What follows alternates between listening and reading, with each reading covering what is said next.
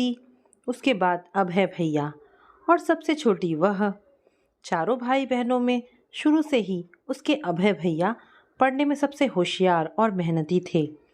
इसीलिए घर के लोगों को भी उनसे कुछ ज़्यादा ही उम्मीदें थीं। उम्मीदों के अनुरूप अभय भैया पहली बार में ही भारतीय प्रशासनिक सेवा की लिखित परीक्षा में चुन लिए गए और उस दौरान मौखिक परीक्षा की तैयारियों में जुटे हुए थे जब एक शादी में उनकी मुलाकात सलोनी भाभी से हुई। सलोनी भाभी के स्वभाव में ज़रूरत से कुछ ज़्यादा मिठास थी, जो शुरू से ही सुधा के गले कभी नहीं उतरी, लेकिन घर का हर सदस्य उनके इस स्वभाव का मुरीद था।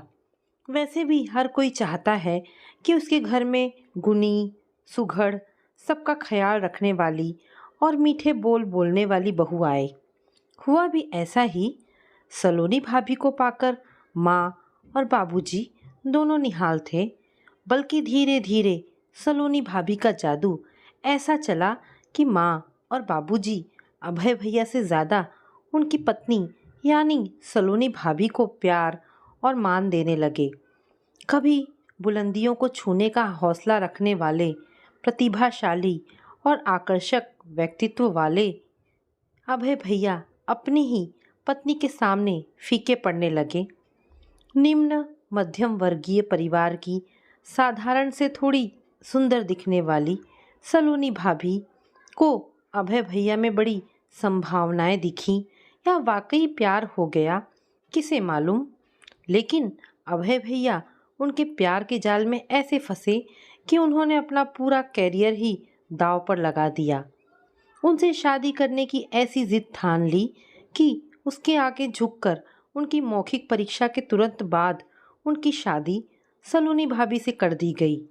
शादी के बाद भाभी ने घर वालों से बहुत जल्द अच्छा तालमेल बना लिया, लेकिन अभय भैया को पहला झटका तब लगा जब भारतीय प्रशासनिक सेवा का फाइनल रिजल्ट आया। आईएएस तो दूर की बात, उनका तो पूरी लिस्ट में कहीं नाम नहीं था। अब उन्हें अपना सपना टूटता नजर आया। वे सलोनी भाभी को माँ बाबूजी के सुपुर्द कर नए सिरे से अपनी पढ़ाई शुरू करने गुड़गांव चले गए। अभय भैया भारतीय प्रशासनिक सेवा की परीक्षा में 3 बार शामिल हुए, हर बार असफल रहे। भैया हतप्रभ थे। बार बार की इस असफलता ने उनके आत्मविश्वास को जड़ से हिला दिया। जिन नौकरियों को कभी अभय भैया ने पाकर भी ठोकर मार दी थी, अब उन्हीं को पाने के लिए ललायित रहते, कोशिश करते, पर हर बार असफलता हाथ आती। जब किसी काम को करने से पहले ही आत्मविश्वास डगमगाने लगे तो सफलता प्राप्त करना कुछ ज़्यादा ही मुश्किल हो जाता है। उनके साथ यही हो रहा था। अभय भैया रांची लौट आए थे। यहाँ भी वे नौकरी की तलाश में लग गए। कहीं कुछ हो नहीं पा रहा था। बाबूजी उनका आत्मविश्वास बढ़ाने के बदले उन्हें हमेशा निकम्मा, कामचोर और ना जाने क्या क्या कहते रहते। प्रतिभाशाली लोगों को चाहने वालों की कमी नहीं होती और उनसे ईर्ष्या करने वाले भी कम नहीं होते।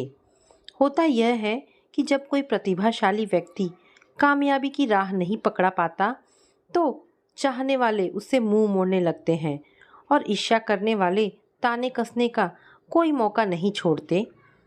अभय भैया से जलने वाले रिश्तेदारों और पड़ोसियों को भी मौका मिल गया उन पर तरह तरह के व्यंग बाण चलाते रहने का। उनकी असफलता से आहत उनके अपने भी उन्हें जब तब जलीकटी सुनाने लगे। पास पड़ोस के लोग तो अक्सर उन्हें कलेक्टर बाबू कह उनके जले पर नमक छिड़कते, जिसे सुनकर एक बार अभय भैया तो मरने मारने पर उतारू हो गए थे। जब बाबूजी को इस घटना के बारे में मालूम हुआ तो वे क्रोध में अंधे हो गए। उन्हें बेशरम और नालायक जैसे शब्दों से नवाजते हुए मारने तक दौड़ पड़े थे। पूरी तरह टूट चुके अभय भैया देर तक ड्राइंग रूम के एक कोने में सुबक सुबक कर रोते रहे थे। उनका तो आत्मविश्वास के साथ जैसे स्वाभिमान भी खत्म हो रहा था। दूसरे ही दिन नौकरी की तलाश में जाने के लिए उन्होंने बाबूजी से ही रुपए मंगवाए थे।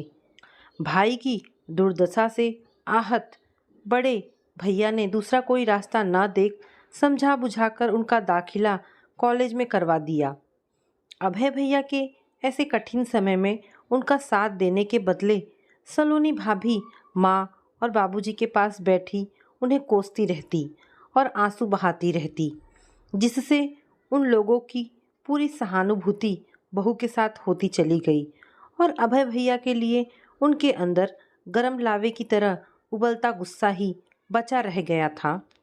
क्षणिक आवेश में लिए गए जीवन के एक गलत फैसले ने अभय भैया को कहां से कहां पहुंचा दिया था। विपरीत परिस्थितियों के शिकार अभय भैया के मन की स्थिति समझने के बदले जब तब उनके जन्मदाता बाबूजी ही उनके विरुद्ध कुछ न कुछ बोलते रहते। वे अपनी सारी सहानुभूति और वात्सल्य सलोनी भाभी पर निछावर करते और अपनी सारी नफरत अभय भैया पर उड़ेलते। सलोनी भाभी ने अपनी मीठी जबान और सेवा भाव से सास ससुर को अपने हिसाब से लट्टू की तरह नचाना शुरू कर दिया था। वे जो चाहती जैसा चाहती माँ बाबूजी वैसा ही करते। अभय भैया वकालत पास कर कोर्ट जाने लगे, पर उनकी वकालत ढंग से चल नहीं पा रही थी। पैसों की तंगी हमेशा बनी रहती। इस दौरान उनके 2 बच्चे भी हो गए, वंश और गुड़िया। शुरू से ही बड़ी होशियार सी सलोनी भाभी अपने दोनों बच्चों को अभय भैया से दूर अपने अनुशासन में रखती।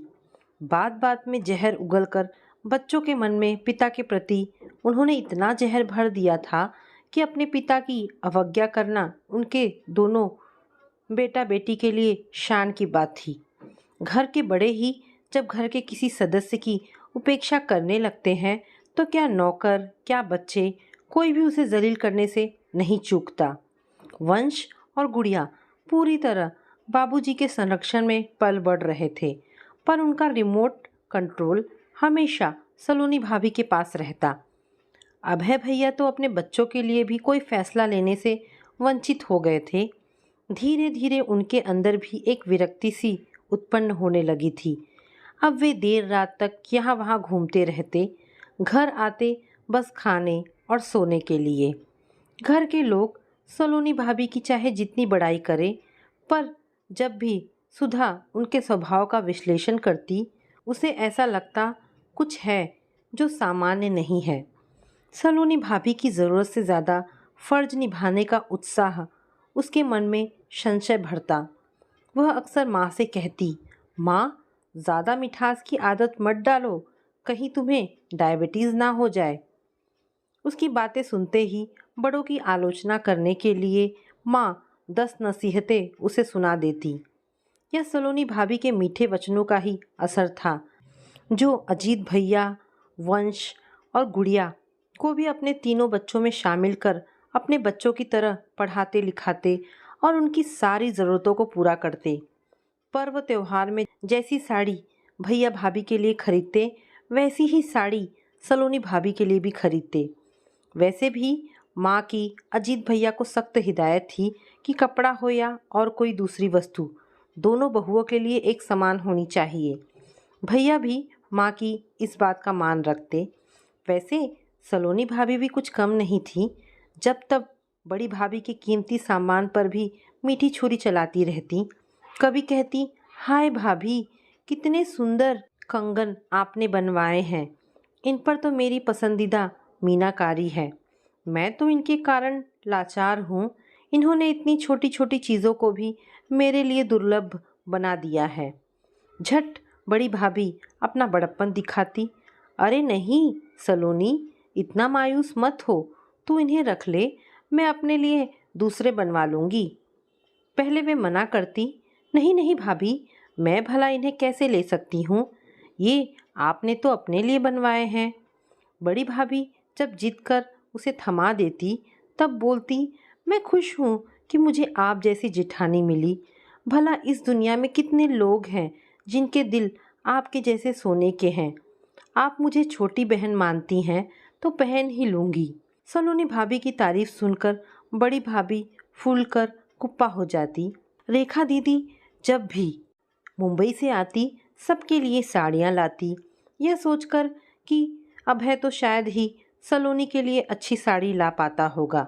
सबसे पहले सलोनी भाभी को ही साड़ी पसंद करने को बोलती और सलोनी भाभी अक्सर दो साड़ियों के बीच कंफ्यूज हो जाती कि कौन सी साड़ी ज़्यादा अच्छी है।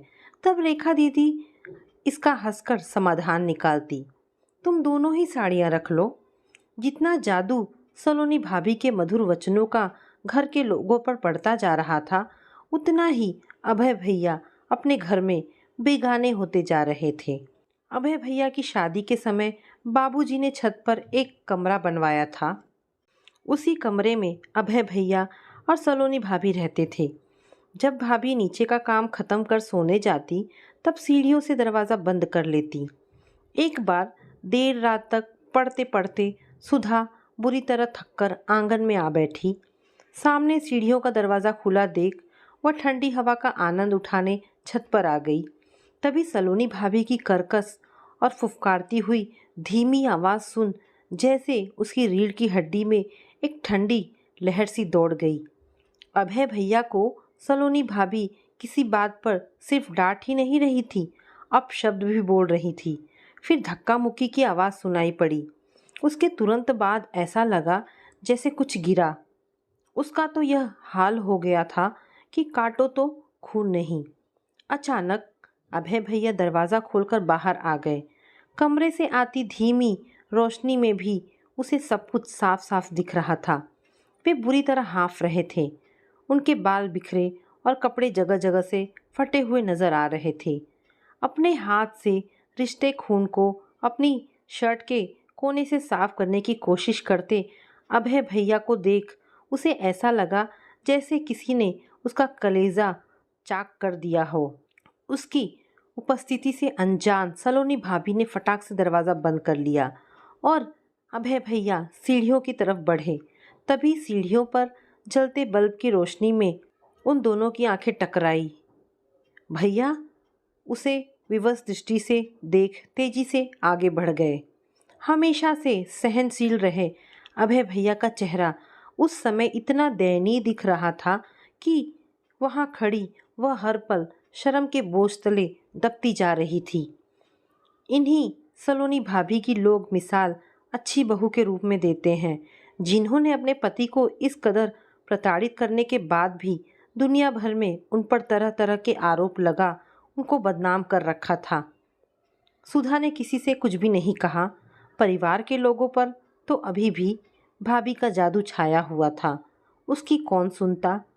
उन्हीं दिनों अजीत भैया का ट्रांसफ़र दिल्ली हो गया था। संयोग से उसी साल उसे भी इंदौर मेडिकल कॉलेज में दाखिला मिल गया।